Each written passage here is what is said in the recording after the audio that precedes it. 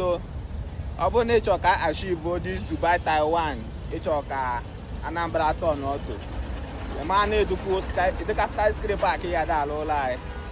Kai we motor this Dubai Taiwan. The water. Because I'm not even water this skyscraper. Or if you look at Dubai Taiwan Anambra water. Car which are almost 30 stories. So this kind of building can we get out on Anambra now?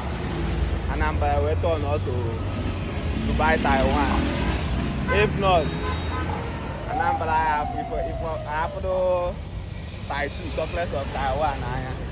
So that another one ever. Look at skyscraper kaya ada on Anambra. We mo tayo Dubai Taiwan.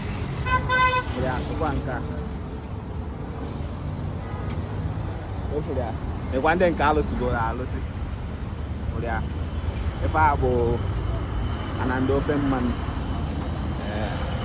So it's all car actually go this Dubai Taiwan Anambra. E man e dey this skyscraper. E dey car building sa kaya da on Anambra. Oh yeah, but now you want this Dubai Taiwan. You know why now?